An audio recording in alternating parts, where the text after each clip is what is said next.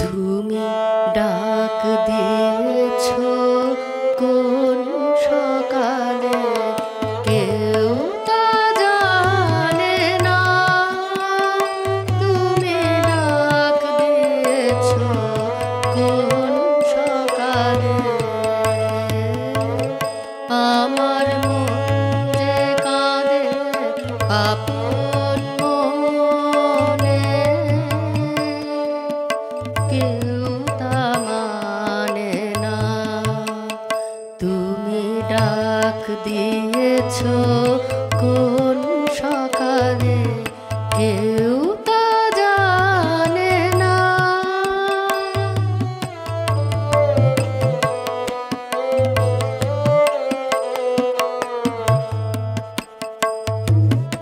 ফিরে আমি উদাস প্রাণে তাকাই সবার মুখের পানে। ফিরে আমি উদাস প্রাণে তাকাই সবার মুখের পানে। তোমার মতো এমন টানে কেউ তো টানে না। তুমি ডাক দিয়েছ কোন সকালে, কেউ তা জানে না।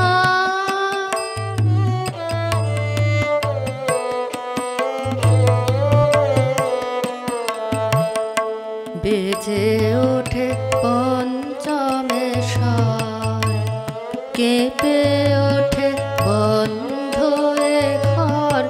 বাহির হতে দুয়ারে কর, কেউ তো হানে না। বেজে ওঠে পঞ্চমে স্বর, কেঁপে ওঠে বন্ধ এ ঘর। বাহির হতে দুয়ারে কর, কেউ তো হানে না। আকাশে কার ব্যাকুলতা, বাতাস বহে কার বারতা। আকাশে কার ব্যাকুলতা, বাতাস বহে কার বারতা। এ পথে সেই গোপন কথা কেউ তো আনে না। তুমি ডাক দিয়েছ কোন সকালে, কেউ তা জানে না। তুমি ডাক দিয়েছ কোন সকালে। বিদ্যালয়ের সকাল ও সন্ধ্যায় চুপ করে কিছুক্ষণ ধ্যানে বসে থাকার পর ছাত্ররা সকলে এক জায়গায় জড়ো হয়ে সমবেত কণ্ঠে বৈদিক শ্লোক আবৃত্তি করতেন। শ্লোকগুলির ভাবার্থ বাংলায় ছাত্রদের বলে দিতেন গুরুদেব নিজে অথবা অধ্যাপকেরা। বুধবারে এবং বছরের কতকগুলি বিশেষ দিনে প্রাতে ও সন্ধ্যায় ছাত্র ও অধ্যাপকদের নিয়ে একসঙ্গে মন্দিরে বসে গুরুদেব মন্ত্রোচ্চারণ, তার ব্যাখ্যা এবং উপদেশের দ্বারা উপাসনা করতেন। উপাসনা, বৈতালিকের গান, এই বিষয়টি নিয়েই আজকের প্রভাত উৎসবের সকালটা শুরু করলাম। এবং আজকের পর্বে আমাদের সঙ্গে রয়েছেন খাপছড়া পরিবারের একদম ওই ভিতর মহলের মানুষ, হ্যাঁ, খাপছড়ার ঘরের মানুষ। আমাদের সঙ্গে রয়েছেন সুরঞ্জনা রায় সেনগুপ্ত। সুরঞ্জনা দি আমাদের কাছে খুব আপনজন, তাই আমরা দুজনে মিলে একটি বিষয়ভিত্তিক ভাবনাকে কেন্দ্র করেই এই পর্বটা সাজানোর চেষ্টা করেছি। যে কথাটা বলছিলাম, উপাসনা, মন্দিরে যে উপাসনা হয়, এবং এই মুহূর্তে আমাদের এই স্টুডিওতে আমি ছাড়াও কিন্তু, মানে আমি তো সেখানে খুবই অল্প দিনের জন্য ছিলাম, কিন্তু আরও দুজন মানুষ আছেন, অর্থাৎ সুরঞ্জনাদি এবং সুতনুদা, যারা একদম শুরুর লগ্ন থেকে বিশ্বভারতী, মন্দিরের উপাসনা, বৈতালিক এই সব কিছুর সঙ্গে ওতপ্রোতভাবে জড়িত আশ্রমিক। তারা খুব ভালো লাগছে, সমৃদ্ধ বোধ করছি। যেটা বলছিলাম যে উপাসনার কথা, একটি জায়গায় শান্তিদেব ঘোষ লিখছেন, উপাসনাকে গুরুদেব কতখানি মর্যাদা দিতেন তা বোঝা যাবে একটি ঘটনা থেকে। 1940-এ গুরুদেব অসুস্থ থাকায় বুধবারের সকালে মন্দিরের উপাসনায় যোগ দিতে পারতেন না, ডাক্তারদের নিষেধ ছিল। সে সময় মন্দিরের উপাসনায় আচার্যের কাজ করতেন ক্ষিতিমোহন সেন মহাশয়। এই পুরো ঘটনাটাই আজকে পর্বে ভাগ করে করে শোনাবো। গানটি শুনে নি, তারপরে ঘটনার পরবর্তী ক্ষেত্রে কি হলো জানাচ্ছি।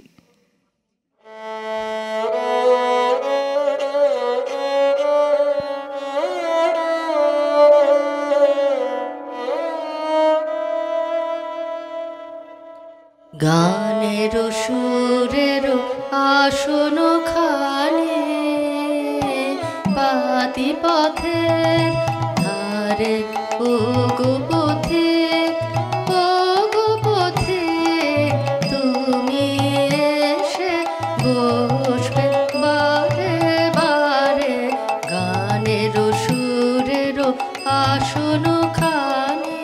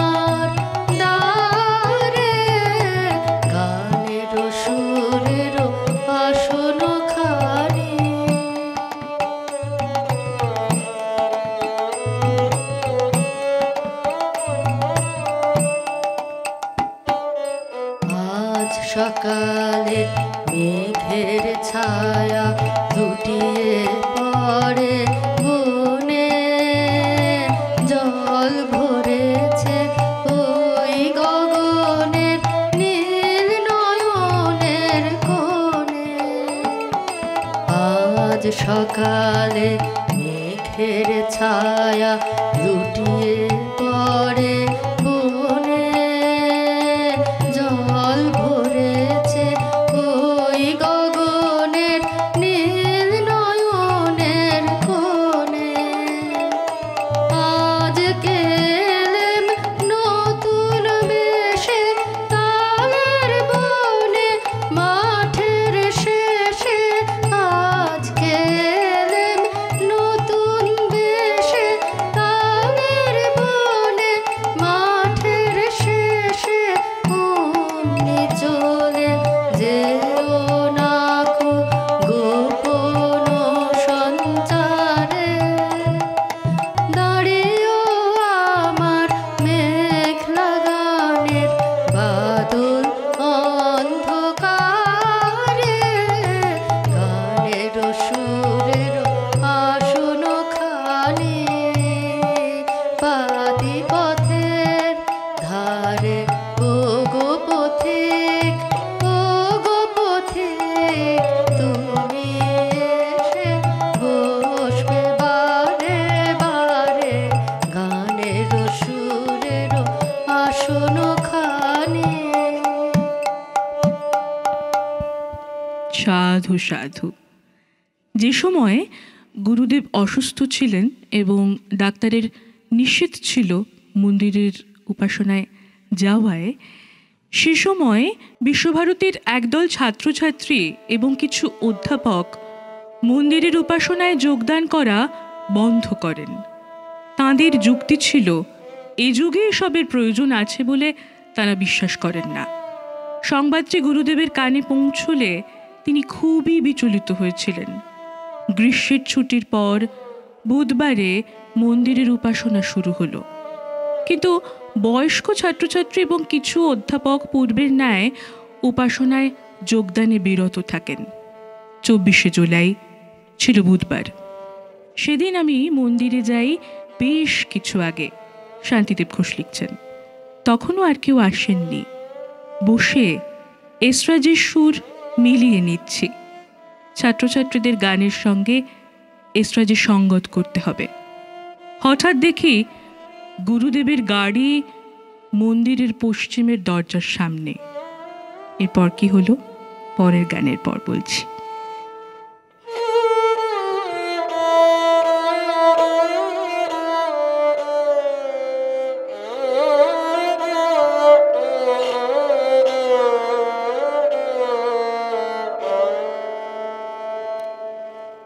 বিশ্ব সাথে যোগে যেথায় বিহার, সেখানে যোগ তোমার সাথে আমার। বিশ্ব সাথে যোগে যেথায় বিহার, সেখানে যোগ তোমার সাথে আমার।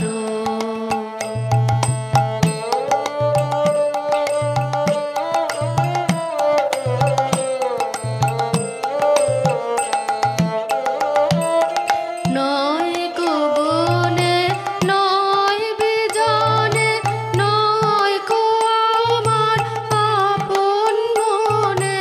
নয় গো বনে নয় বিজনে, নয় গো আমার আপন মনে। সবার যেথায় আপন তুমি হে প্রিয়,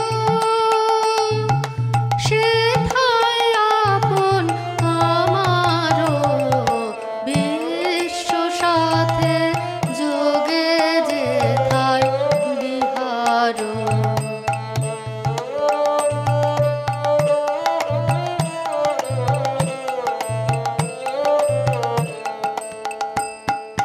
সবার পানে যেথায় বাহু পসারো, সেইখানেতেই প্রেম জাগিবে আমারও।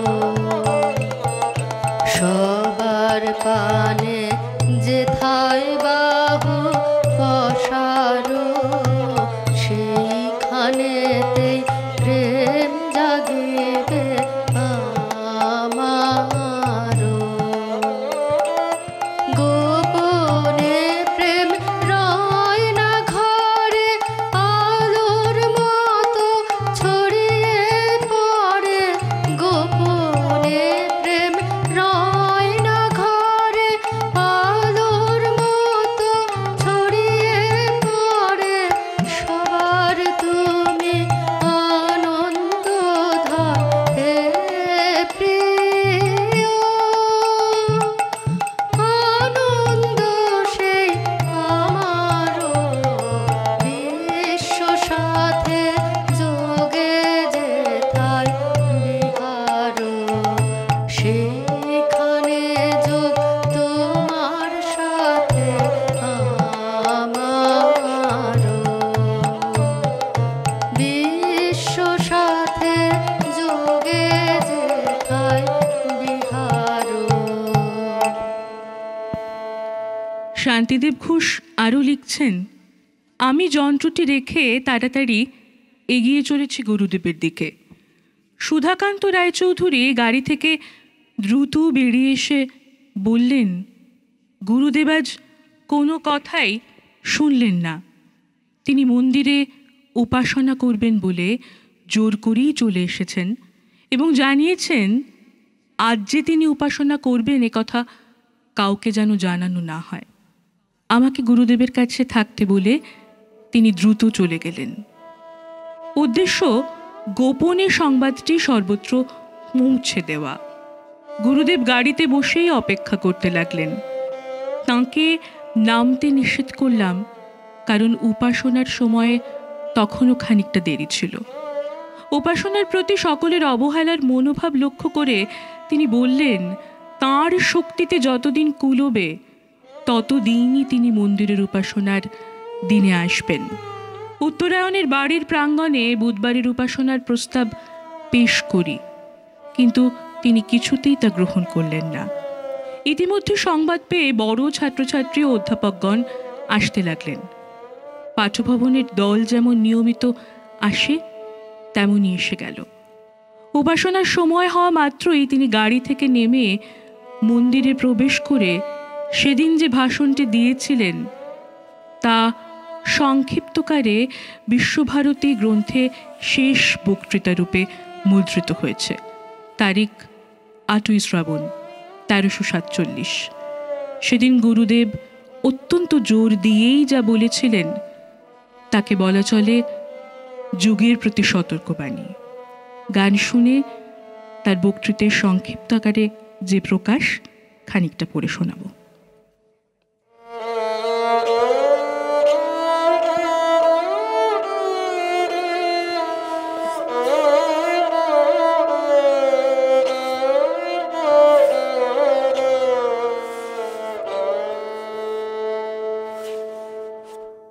আপনার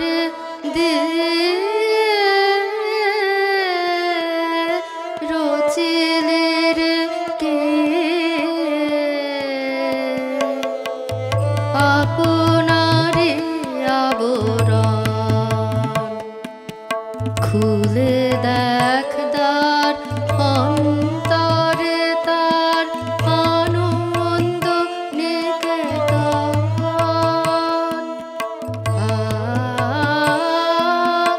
আনন্দ নিকেতন আপনার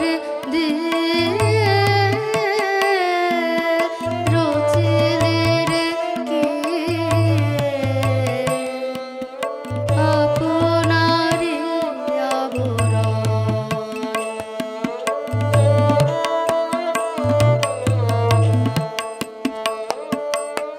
মুক্তি আজকে নাই কোনো ধারে, আকাশ সেও যে বাঁধে কারাগারে।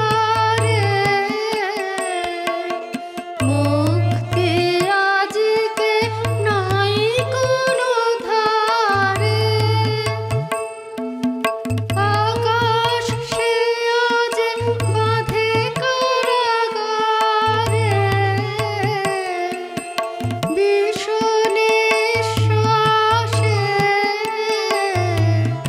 তাই ভরে আসে, নিরুদ্ধ সমীরণ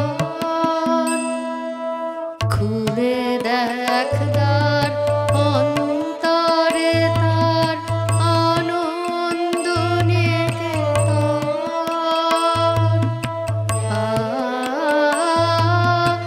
আনন্দ নিকেতন আপনার রচিলের কে, আপনার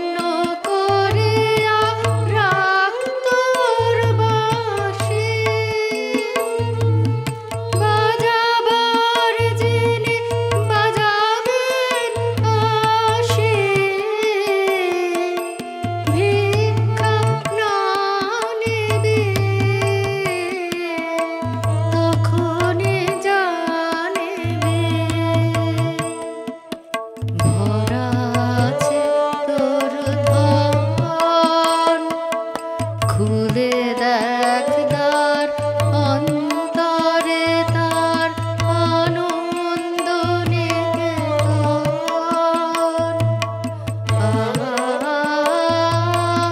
আনন্দ নিকেতন আপনার দিয়ে রচিলের কে, আপনারে আবরণ। কালের স্রোত বর্তমান যুগের নবীন কর্ণধারদেরকেও ভিতরে ভিতরে যে এগিয়ে নিয়ে চলেছে তা সবসময় তাঁদের অনুভূতিতে পৌঁছয় না। একদিন যখন প্রগল্ভ তর্কের এবং বিদ্রুপমুখর অট্টহাসের ভিতর দিয়ে তাঁদেরও বয়সের অঙ্ক বেড়ে যাবে, তখন সংশয় শুষ্ক বন্ধা বুদ্ধির অভিমান প্রাণে শান্তি দেবে না। সেই আশাপথের পথিক আমরা নূতন প্রভাতের উদ্বোধন মন্ত্র শ্রদ্ধার সঙ্গে গান করবার জন্যে প্রস্তুত হচ্ছি। যে শ্রদ্ধায় আছে অপরাজেয় বীর্য, নাস্তিবাদের অন্ধকারে যার দৃষ্টি পরাহত হবে না, এই আশাতেই কিন্তু আমরা এখনো থাকি। আজকের প্রভাত উৎসবের এই প্রভাত সুরঞ্জনাদির গানের সুরে এবং এই একটি ঘটনাকে আপনাদের বলার ইচ্ছে প্রকাশ করেছিলাম বলে একটু অন্যরকম করে ভেবেছিলাম। এবং আজকের সকালটা সত্যি ওরকম পবিত্রই হয়ে গেল, তার কারণ গানের সুর তো রয়েছেই, সঙ্গে আমাদের প্রতিদিনের প্রতিটি পর্বের মতোই আজকেও রয়েছেন আনন্দবাদ্যে আমাদের অত্যন্ত শ্রদ্ধার গৌতম রায়। এসরাজে আগেই বললাম যে এই উপাসনার সঙ্গে যাদের সরাসরি সম্বন্ধ রয়েছে অনেক যুগের, সুতনুদা রয়েছেন, সুতনু সরকার, এবং পার্কাশনে অবশ্যই আমাদের অতি প্রিয় অমল সরকার।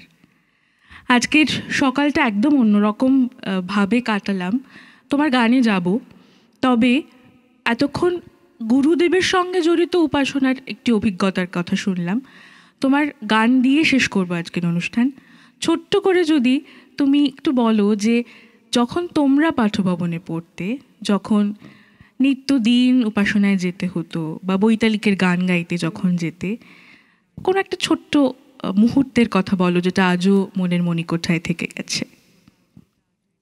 রোজই স্মৃতিগুলো ভীষণই আমার কাছে ভীষণ রকমের নতুনত্ব নিয়ে আসতো, কারণ আমাদের বৈতালিকের গান এক এক দিন এক একটা দল গাইতো, ক্লাস হিসেবে সেটা করা হতো। মোটামুটি 8, 9, 10 ওরাই গাইতো। মাঝে মাঝে 9, 10-এ তার গানের দল থাকে, মাঝে মাঝে হয়তো কেউ নেই, কারুর অনুপস্থিতিতে আমাদের ডাকা হতো। তো সেই স্মৃতিগুলো আমাকে ভীষণ নাড়া দেয়, যে আমি প্রিপেয়ার্ড নই, আমি এই গানটা গাইবো, হঠাৎ বলছেন টিচার এসে তুমি একটু গেয়ে দাও।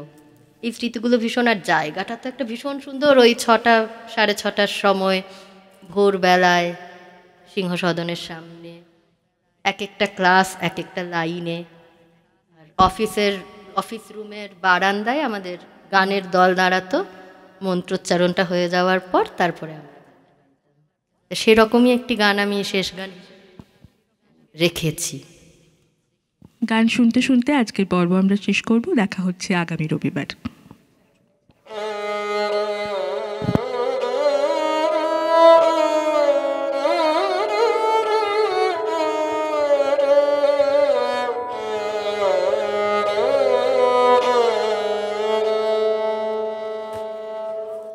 আমার সকল রসের ধারা তোমাতে আজ